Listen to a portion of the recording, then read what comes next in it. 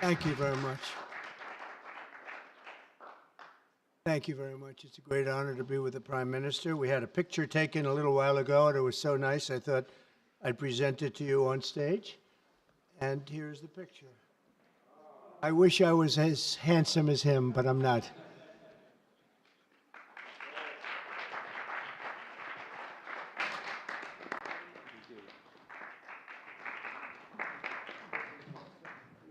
Okay, thank you. Oh.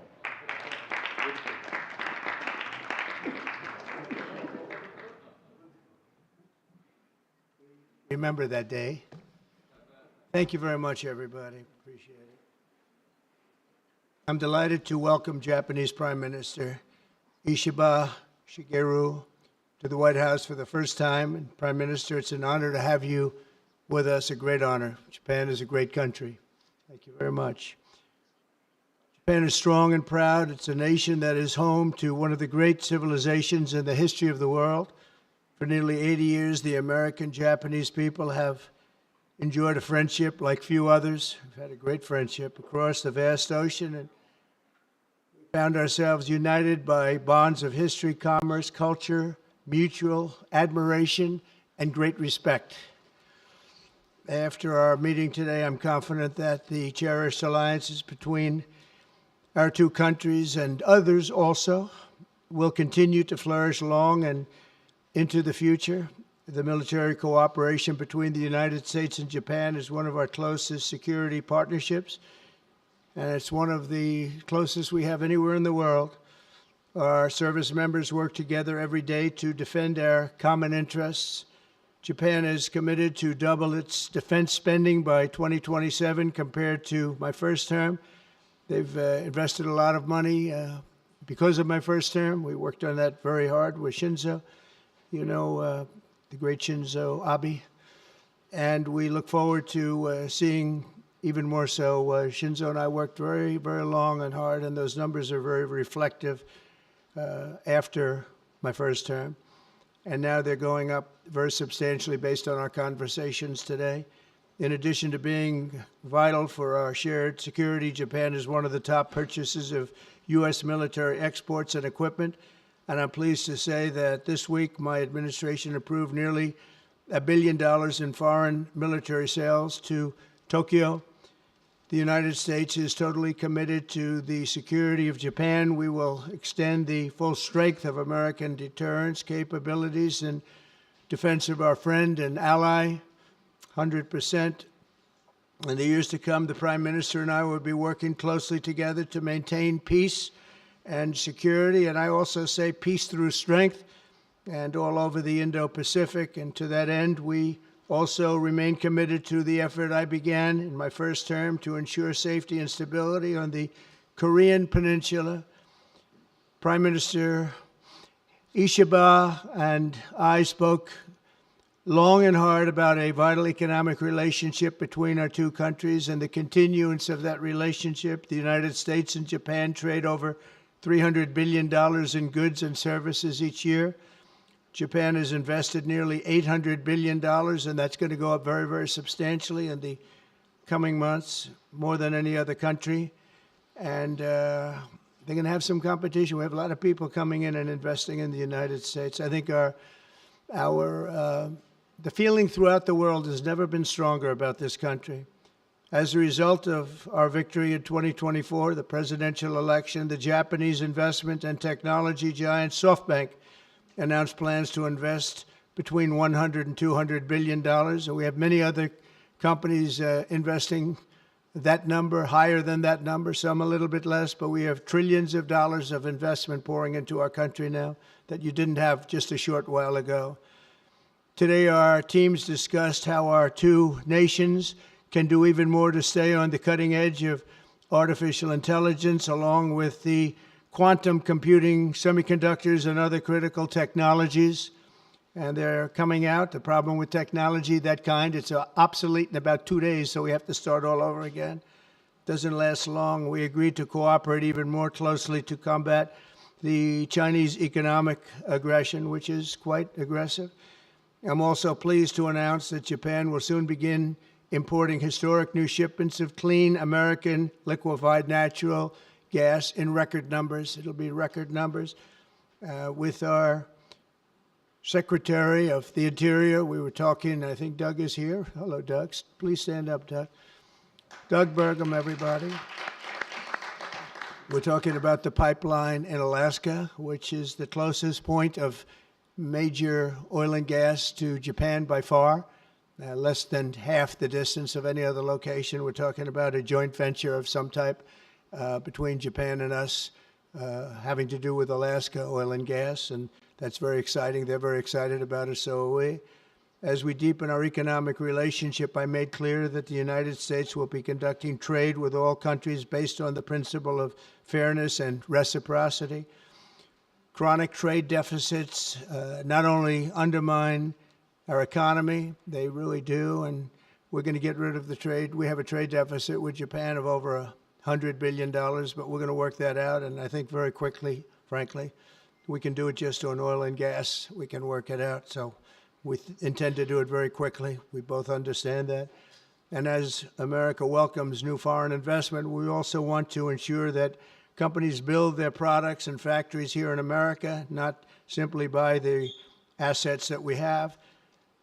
And Japan is going to be opening up auto plants. New auto plants are being built currently as we speak. They've just been started.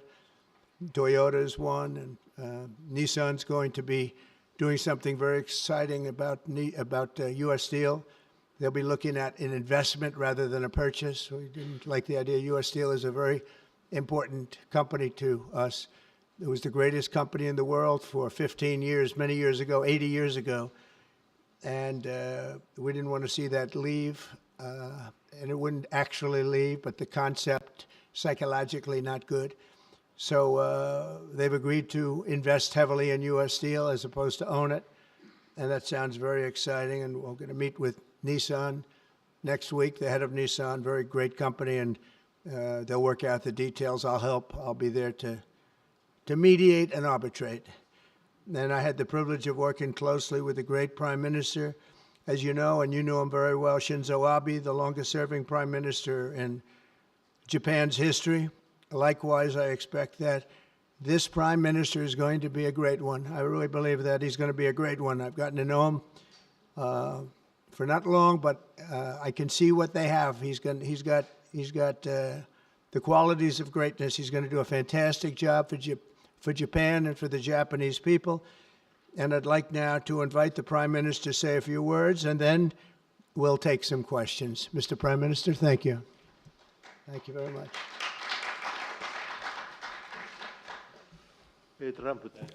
Mr. President Trump, I would like to sincerely thank you for inviting me to the White House today, immediately following your inauguration. I also thank you for your very warm hospitality. I have come to Washington, D.C. with the hope of having a face-to-face meeting and deepening our mutual understanding at this early date with President Trump, who is now leading the United States, the most important country for Japan's diplomacy and security, and aligning our perspectives and visions that Japan and the United States should pursue. What should we do to advance the national interests of both of our countries in synergy and to realize peace and prosperity in the Indo-Pacific? I am convinced that the answer lies in further strengthening the strong and unwavering Japan-U.S. alliance to achieve a free and open Indo-Pacific. President and I concurred to strengthen the deterrence and response capabilities of the alliance and to work closely in addressing strategic challenges that both countries are facing in this region. I conveyed to the President that Japan, as an ally of the United States, is ready to share responsibilities and to play its own role. I also reiterated Japan's unwavering commitment to fundamentally reinforcing its defense capabilities, and we confirmed the unwavering commitment by the United States to the defense of Japan. We reaffirmed that Article 5 of the Japan-U.S. Treaty of Mutual Cooperation and Security applies to the Senkaku Islands, with half of the world's population and approximately 60% of the world's GDP. The Indo-Pacific serves as the engine of growth and vitality for Japan, the United States, and the world. President and I also concurred that the United States and Japan will make further efforts in a wide range of areas, working hand in hand together to realize a free and open Indo-Pacific. In this context, we also concurred to further advance cooperation of the multi-layered networks of the like-minded countries, including the Quad and trilateral cooperation with the Republic of Korea and the Philippines. We also discussed Japan-United States cooperation to bring about growth and prosperity. Economic cooperation, including on economic security, is important from the perspective of strengthening alliance cooperation. Japan is the closest economic partner of the United States and has been the world's largest investor in the United States for 5 consecutive years. Also, with the inauguration of President Trump, the momentum for Japanese companies to invest in the United States is growing even stronger. Today, I conveyed my willingness to cooperate together to elevate Japan's investment in the United States to an unprecedented amount of $1 trillion.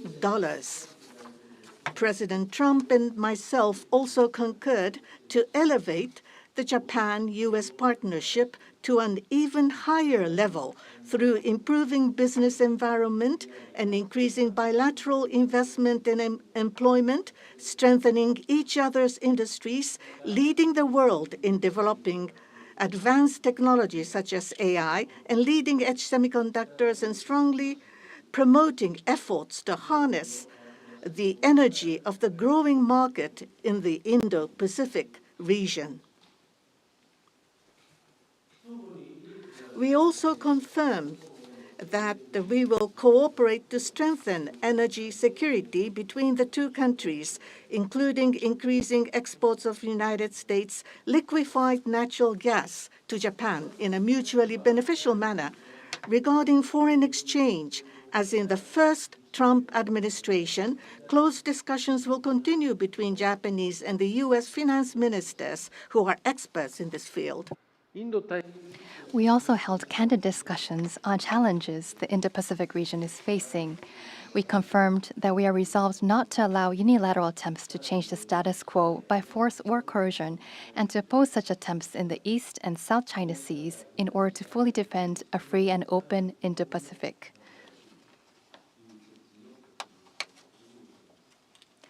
We also reiterated the importance of peace and stability across the Taiwan Strait. Regarding North Korea, we affirmed the need to address its nuclear and missile program, which poses a serious threat to Japan, the U.S., and beyond, and that Japan and the U.S. will work together toward the complete denuclearization of North Korea. As the abductees and their families continue to age, I conveyed my strong sense of urgency and determination directly to President Trump and gained his renewed strong support for the immediate resolution of the abductions issue. While this was my first face-to-face meeting with President Trump, we were able to openly and frankly exchange views, and our meeting turned out to be very productive and meaningful. As a result of today's meeting, which marked a new departure for the Japan-U.S. relations, we are issuing a Japan-U.S. Joint Leader Statement. This document will serve as a compass for further cooperation between our two countries. On the basis of these deliverables, I look forward to working together with President Trump, who I respect immensely, to usher in a new golden age of Japan-U.S. relations. I look forward to welcoming you to Japan. And I'm very excited about that prospect. Thank you, Mr. President. Thank you very much. Thank you. Any questions, please? Peter? President Trump, I have two on Doge. Elon Musk said today, I love Donald Trump as much as a straight man can love another man. What does the First Lady think about that? Oh, I think she'll be okay with it somehow. So, Democratic lawmakers are really upset that Doge engineers have access to these Treasury payment systems. The Senate Intel bench wrote a letter to Susie Wiles. They're saying that these systems are used to disperse trillions of dollars each year and contain everyday Americans' personal information like social security numbers, home addresses, bank accounts. Why does Doge need all of that? Well, it doesn't, but they get it very easily. I mean, we don't have very good security in our country, and they get it very easily. And what we're doing, if you look at what has just taken place with respect to some of the investments that have been made on another agency that people have been talking about for years, but nobody did anything about it, it's absolutely obscene, dangerous, bad, very costly. I mean, virtually every investment made is a con job. There's nothing of value to anybody unless there's a kickback scheme going on, which is possible. And we're going to be doing more and more of that. We're going to be looking at Department of Education. We're going to be looking at even our military. We're going to be looking at tremendous amounts of money, Peter, being spent on things that bear no relationship to anything and have no value. We're talking about trillions of dollars. It will be, in the end, trillions of dollars being absolutely wasted and perhaps illegally. I would say certainly in many cases illegally, but perhaps illegally overall. And I'm very proud of the job that this group of young people, generally young people, but very smart people, they're doing. They're doing it at my insistence. It would be a lot easier not to do it, but we have to take some of these things apart to find the corruption. And we found tremendous corruption. You mentioned the Department of Education. What did you think when you saw Democratic lawmakers trying to get into the Department of Education earlier today? Oh, I see the same ones. I see Maxine Waters, a lowlife. I see, all these people. They don't love our country. They don't love our country. We want great education. So they rank 40 countries in education. We're ranked dead last. But the good news is we're number one in one category. You know what that is? Cost per pupil. We spend more per pupil than any other country in the world. You look at Norway, Denmark, Sweden, various countries all up and down, Finland. China does very well in education. And then you look at us. We spend much more money than they do per pupil or any other way. But we spend much more money than they do, and yet we're ranked this year, Biden's last year, congratulations, Joe, we're ranked dead last. So what I want to see is education. Number one, I like choice. We all like choice. But beyond choice, long beyond choice, I want to see it go back to the states where great states that do so well have no debt. They're operated brilliantly. They'll be as good as Norway or Denmark or Sweden or any of the other highly ranked countries. They'll be, you probably have 35 to 38 states will be right at the top. And the rest will come along. They'll have to come along competitively. And by the way, we'll be spending a lot less money. And we'll have great education. As part of this Doge talks about the cutting effort, one of the Doge engineers was fired for some inappropriate posts. The vice president says, bring him back. What do you say? Well, I don't know about the particular thing, but if the vice president said that, did you say that? I'm with the vice president. Thank you, Peter. Yeah, go ahead, please. Yes, red dress. Thank you so much, Mr. President. Just how strong do you want Japan's military to be?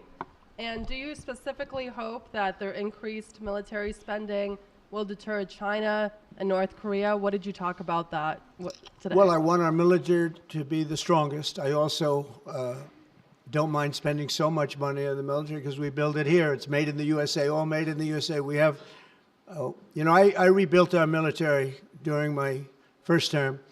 Did a great job. We left some of it behind in Afghanistan, stupidly. There was no reason for that, but it was still as much as it was. It was billions and billions of dollars, but it was a small part of it. But we're going to have the strongest military by far. We have great people. I want to congratulate Pete Hegseth for having gone through the gauntlet. He went through a lot, but he got through, and he's going to be a tremendous, I have no doubt he's going to be a tremendous leader. And other of the leaders sitting here, they're in their own fields. We're going to do something very, very, very great, and we expect great things. But I expect the strongest military by far in the world, far stronger than China, far stronger than anybody, and that's the way it is. Thank you very much. Would you like to ask a question, please? Go ahead. Thank you, Mr. President. Thank you. This is Hiramoto from Nippon Television. My question, let me ask two quick questions. Sure. First, this is the first meeting between Mr. President and Prime Minister Ishiba. So what kind of impression do you have on him? And number two, do you have an idea or do you have a plan to impose tariff against Japan so far? Thank you. I think that he is going to be a great prime minister. I think he's a very strong man, very, very strong. I have great respect for him. I've known him for a long time through a reputation. Shinzo Abe thought the world of him, and I think he's going to do a fantastic job as prime minister. A very strong person. I wish he wasn't so strong. I wish he was a little bit weaker than that, but that's what I got. I have to get strong guys all the time. He's going to be a great prime minister. I also, in terms of tariffs, I mean, we're going to have tariffs, mostly reciprocal tariffs, where we go with, and I'm going to be probably meeting on that Monday or Tuesday, have an announcement, probably a news conference, but probably reciprocal tariffs where a country pays so much or charges us so much, and we do the same. So very reciprocal, because I think that's the only fair way to do it. That way, nobody's hurt. They charge us, we charge them. It's the same thing. And I seem to be going in that line as opposed to a flat fee tariff. Okay? Yes, go, please. Please, go ahead. Why don't you go ahead?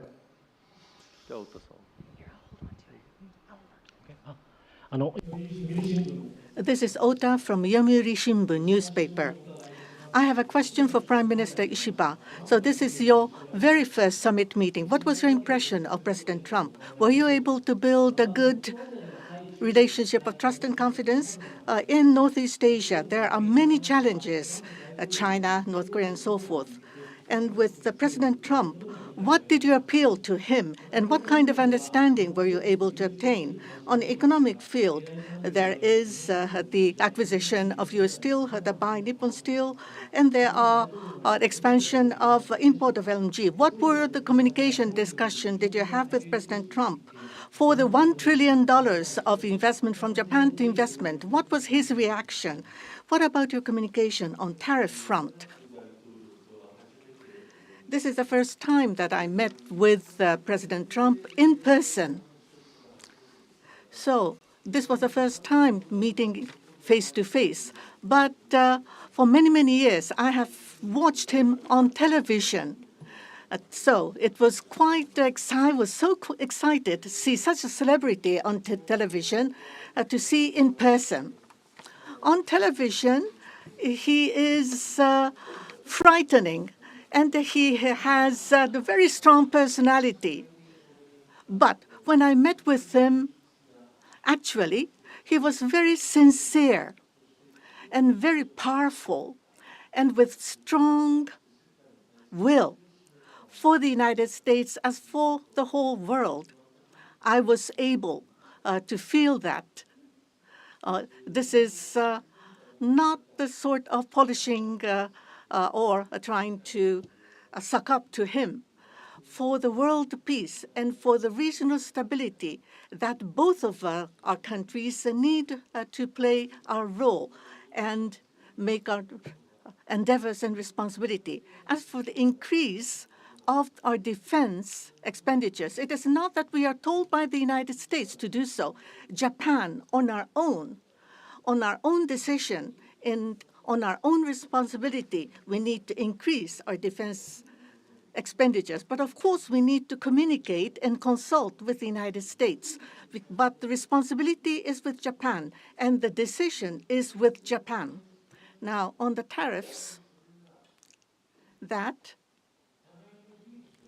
if it is mutually beneficial, tariffs need to be set. And as for Japan, as Mr. President has introduced to us, an unprecedented investment will be made from Japan to the United States, and so many jobs will be created. So $1 trillion is the target. And this will be to the benefit of the United States, but also to the benefit of Japan as well. Investment is mutually beneficial. So be it with U.S. Steel, as Mr. President says, it is not acquisition, it is investment. So the Japanese technology will be provided, and the better quality products will be manufactured in the United States, and the U.S. Steel will make products which will contribute not only to the United States and Japan, but also to the whole world. It is not one-sided. It will be reciprocal. It will be mutually beneficial. And I believe we were able to share on this, and that is the biggest result that I have seen today. Thank you very much. Go ahead, please. Yeah. I wanted to ask you about that U.S. Steel deal. So you're saying that is this a restructuring of the deal that's happening, and then will you approve? They're doing it as an investment, no longer a purchase. Okay. I didn't want it purchased, but investment I love. And they're going to do a big investment, subject to getting the deal done. And that's they'll be something doing you a would big. approve, where the U.S. I'm okay with that, sure. And for the Prime Minister, what was your argument to the President related to U.S. Steel? And one more on tariffs, Mr. President, if I could. You said on tariffs that you'd like them to be reciprocal back and forth. What was the reception from the Japanese Prime Minister when you said that, or when you talked Well, about we it? didn't discuss tariffs too much. We really discussed many other things, including the pipeline in Alaska, which I think is going to be maybe the most exciting thing with Doug and Chris. We discussed that at length, the pipeline. I mean, it seemed to be of great interest to them. It's we have potentially more oil and gas than in Saudi Arabia, just in Alaska. We have the most of any country in the world. It's a big asset for the United States, but we haven't used it. We go to Venezuela, we go to other places to take oil and gas, and we have more than anybody. It's an amazing phenomenon that took place over the last 4 years. Nobody understands it, including the people that were in charge of it. They had no clue what they were doing. So it was a big problem. They were surprised actually too. They were saying why didn't they wouldn't sell them LNG. They wouldn't sell it. Japan wanted to buy LNG, and Biden wouldn't sell it. And I'm trying to figure that one out. Maybe it was the environment. You might answer that question. He's curious about that himself, I think. Thank you very much. If you want to answer that, you may, about LNG, that the United States wouldn't sell you LNG.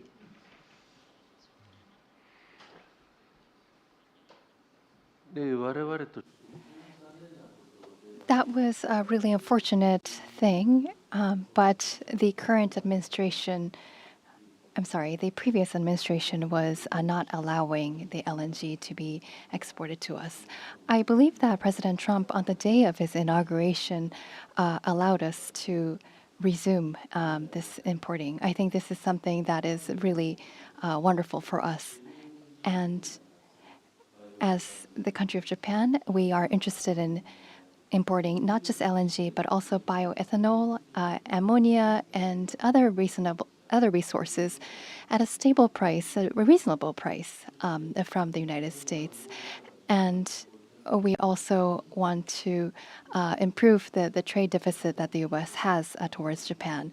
So if we are able to buy those at a stable and reasonable price, I think it would be a wonderful situation.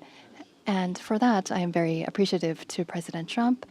And we also look forward to LNG and hope that it's a success.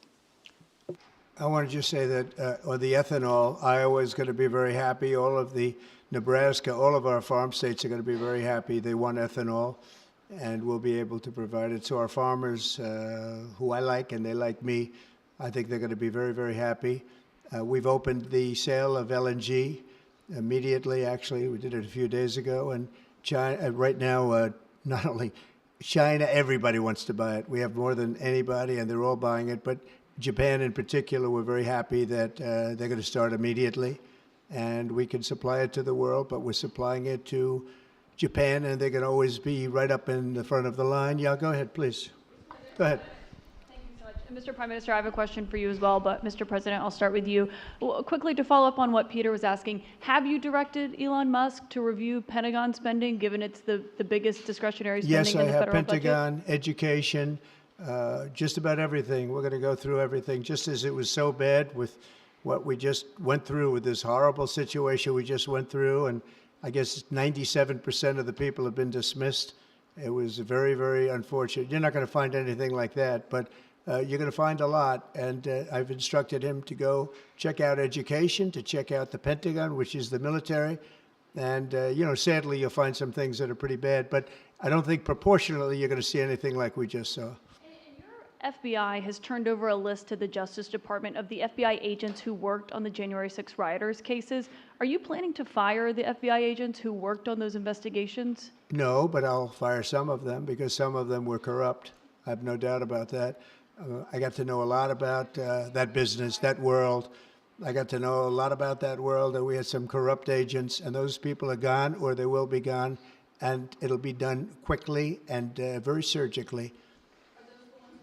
Did you have a question for the Prime Minister? Talk up. Are those the ones who worked on the January 6th? I don't know. I know we have some that are very corrupt and we don't like it. We're going to bring back the reputation of the FBI. Kash Patel is going to do a great job. And we're going to bring back the reputation of the FBI, which has been hurt very badly. It's been devastated over the last 4 years. You have just been meeting for the first time with President Trump. The last administration famously did not have hardly any, if at all, contact with North Korea.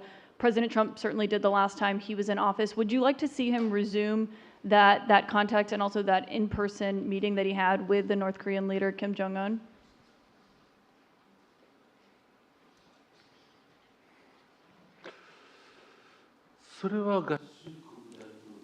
That is something that the United States needs to determine on its own, and it's not something that we should request. Having said that, but for example, in Vietnam or Singapore, the President of the United States, President Trump, was able to meet with Kim Jong-un. I think that's a very positive development. So now that President Trump is in power again, if we are able to move towards resolving issues with the North Korea, I think it would be great. And of course, for us, that includes not only denuclearization, but also resolving the abductee issue. And so not only the victims of the abductees, but also their families too are aging. And so our time is limited. So if the President of the United States, if President Trump is able to resolve this issue, we do understand that it's a Japan issue first and foremost. Having said that, we would love to continue to cooperate with them. It's actually a good question, and we will have relations with North Korea and with Kim Jong-un. I got along with him very well, as you know. I think I stopped the war. I think if I wouldn't have won that particular election, you would have ended up in a very bad situation. But I did, and we had a good relationship, and I think it's a very big asset for everybody that I do get along with him. I get along with him, he gets along with me, and that's a good thing, not a bad thing. And I can tell you that Japan likes the idea because their relationship is not very good with him. And if I can have a relationship with not only him, but other people throughout the world where there seem to be difficulties, I think that's a tremendous asset for the world, not just the United States. Go ahead, Garrett. I have a question for you and for the Prime Minister as well. Mr. President, I wonder what you make of the criticism from Democrats that these staff reductions, the cuts that Elon Musk and Doge are doing are an unlawful power grab. And is there anything you've told Elon Musk he cannot touch? Well, we haven't discussed that much. I'll tell him to go here, go there. He does it. He's got a very capable group of people. Very capable. They know what they're doing. They'll ask questions, and they'll see immediately as somebody gets tongue-tied that they're either crooked or don't know what they're doing. We have very smart people going in, so I've instructed him go into education, go into military, go into other things as we go along. And they're finding massive amounts of fraud, abuse, waste, all of these things. So, but I will pick out a target, and I say go in. There could be areas that we won't, but I think everything's fertile. You know, we're a government. We have to be open. And as an open government, I don't know, I guess you could say maybe some high intelligence or something, and I'll do that myself if I have to. But generally speaking, I'll just say go. But he will be looking at education pretty quickly, and he will be looking at military too. As you know, the bulk of federal spending is Social Security, Medicare, programs like that. Would you like to see him look at those programs as well? Well, they don't really have to be looked at by him. They can be looked at by us. Social Security will not be touched. It'll only be strengthened. We have illegal immigrants on Social Security, and we're going to find out who they are and take them out. We have illegal immigrants in other Medicare. We found a lot of bad people, a lot of people that shouldn't be on, that were put on through California. A lot of them come out of California. We're not going to stand for that. So we're going to strengthen our Social Security, et cetera. We're not going to touch it other than to make it stronger. But we have people that shouldn't be on, and those people we have to weed out. Most of them, or many of them so far, have been illegal immigrants. They shouldn't even be in the country. Do you have a question for the Prime Minister? I do. Mr. Prime Minister, the President's affinity for tariffs is well known. If the U.S. places tariffs on Japanese imports, would Japan retaliate?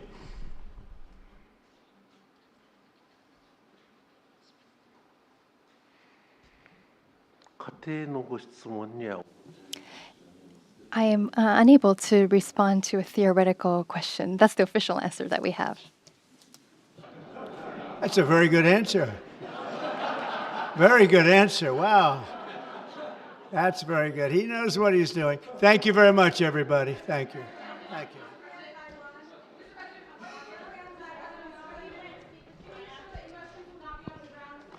Thank you, everybody.